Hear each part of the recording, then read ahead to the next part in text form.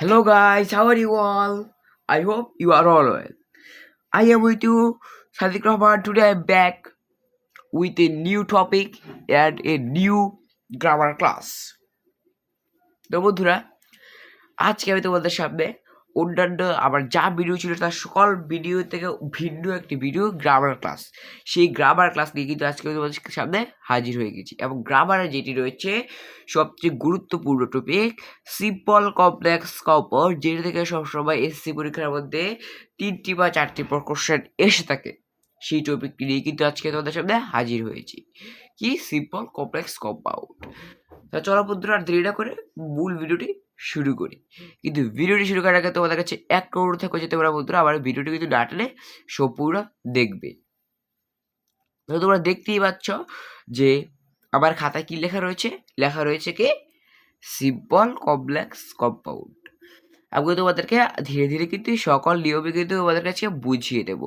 কিন্তু আজকে আমি তোমাদের কাছে যেটি বুঝাবো সেটি হচ্ছে আমরা বাক্য, আমাদের কিন্তু এসএমের মধ্যে এত সময় থাকে না যে বাক্যটি কী বাক্য সেটি নির্ধারণ করা। তাই আমি তোমাদের জন্য সহজ কিছু নিয়ম নিয়ে এসেছি, সেটিকে সিম্পল সেন্টেন্স যেগুলো সিম্পল সেন্টেন্স, যেগুলোর মধ্যে কী থাকলে তোমরা সেটি আইডেন্টিফাই করতে পারবে যে সেটি হচ্ছে সিম্পল সেন্টেন্স।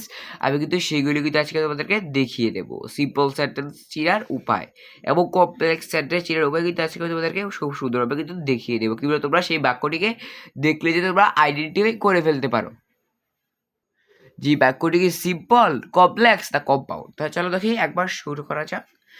তো বন্ধুরা, আমাদের বাক্যের প্রথমে যদি সিম্পল সেন্টেন্সে যদি subject plus verb plus object যদি কোনো বাক্য দেওয়া হয়, তাহলে সেটি নিশ্চয়ই আমরা বুঝতে পারবো কি এক কথা সেটি কি সিম্পল সেন্টেন্স। দেখো আমি একটা উদাহরণ দিয়েছি, দেখো কি আই গো টু স্কুল, এখানে কি বন্ধুরা আই সাবজেক্ট, আমি কি সবসময় সাবজেক্ট, গো ভার্ব যাওয়া, মানে যেগুলো আমরা কাজ করা বুঝাই সেটি কি ভার্ব, তাই গো কিন্তু একটা ভার্ব। অবজেক্ট কি স্কুল, স্কুল কিন্তু object. I go to school, এখানে কিন্তু সাবজেক্ট ভার্ব অবজেক্ট তিনটাই কিন্তু রয়েছে, এটি কি একটি সিম্পল সেন্টেন্স। এরপরে কি দেখা বন্ধুরা, এরপরে হচ্ছে ইন স্পাইট অফ এবং ডেসপাইট অফ।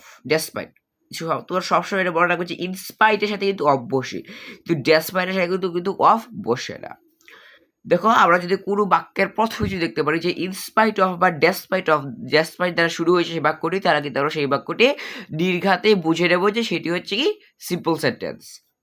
দেখো বন্ধুরা, in spite of illness he went to school. দেখো বন্ধুরা, এটি কিন্তু কি হয়েছে ইনস্পাইট দিয়ে কিন্তু শুরু হয়েছে বাক্যটি।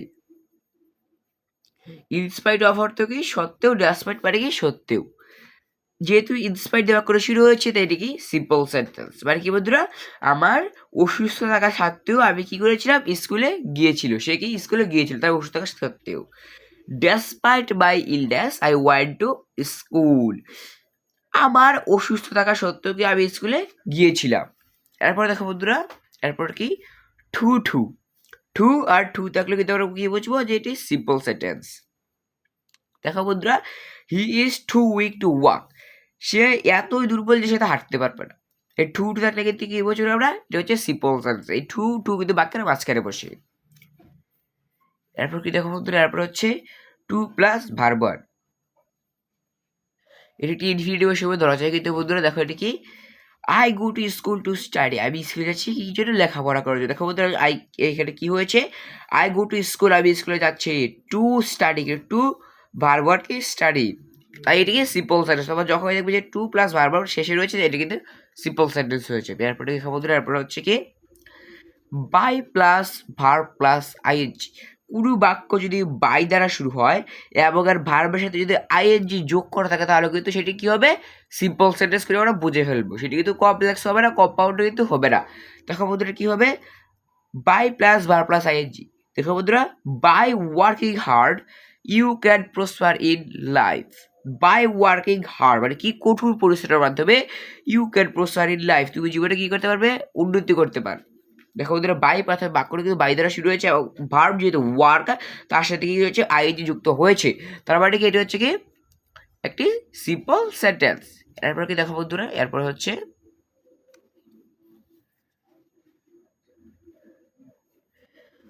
Without verb plus ING. দেখো বন্ধুরা, উইদাউট ভার্ব প্লাস আইএনজি কি বন্ধুরা, দেখো without working hard you can not prosper in life.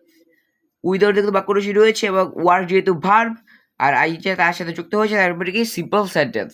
Without working hard you can not prosper in life. কঠোর পরিশ্রম ছাড়া তুমি কোনো দিকে জীবনে উন্নতি করতে পারবে না।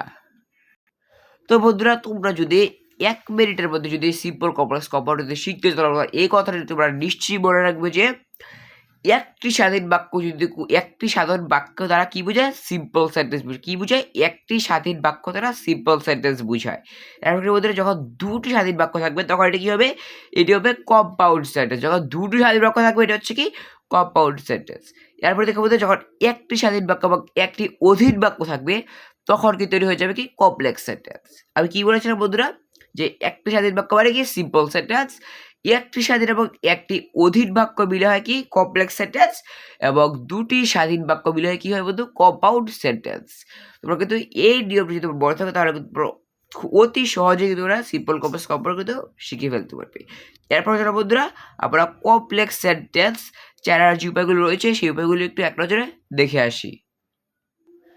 দেখো বন্ধু তোমরা এখানে যে শব্দগুলো দেখতে পাচ্ছ এগুলো কিন্তু কমপ্লেক্স সেন্টেন্স চেনার কিন্তু মূল উপায়। তো দেখো বন্ধুরা কি কোনো বাক্যের শুরুতে যদি ইজ দ্বারা সেই বাক্যটি শুরু হয় তাহলে কিন্তু সেই বাক্যটি কিন্তু অবশ্যই কমপ্লেক্স সেন্টেন্স হবে। এরপর কি দেখো বন্ধুরা কোনো বাক্যের শুরুতে যদি ডু অথবা অল ডু থাকে যদিও থাকে তাহলে কিন্তু অবশ্যই কিন্তু নির্ঘাতে কিন্তু কমপ্লেক্স সেন্টেন্স হবে, সেটি কিন্তু সিম্পল হবে না, কম্পাউন্ডও কিন্তু কি হবে না।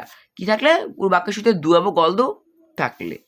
এরপর দেখো কি বন্ধুরা এরপর হচ্ছে কোনো বাক্যের শুরুতে যদি সো দ্যাট থাকে মানে কি যদিও সো দ্যাট থাকে তাহলে কিন্তু এটিও কিন্তু কমপ্লেক্স সেন্টেন্স হবে।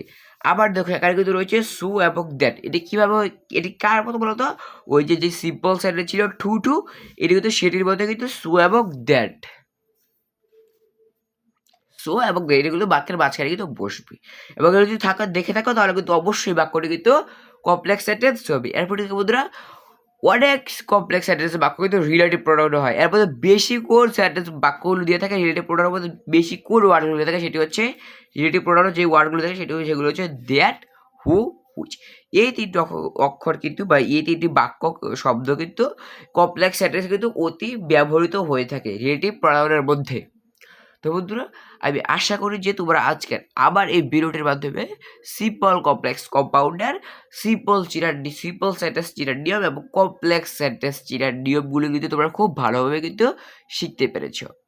আর যারা তোমরা এগুলো থেকে কিছু না বুঝে থাকো তাহলে কিন্তু অবশ্যই কমেন্টের মাধ্যমে জানিয়ে দেবে। আর যারা আমার এই ভিডিওটিতে নতুন থেকে থাকো তাহলে কিন্তু অবশ্যই লাইক এবং সাবস্ক্রাইব করে কিন্তু আমাদের পাশেই থাকবে। Thanks for watching. আল্লাহ হাফেজ।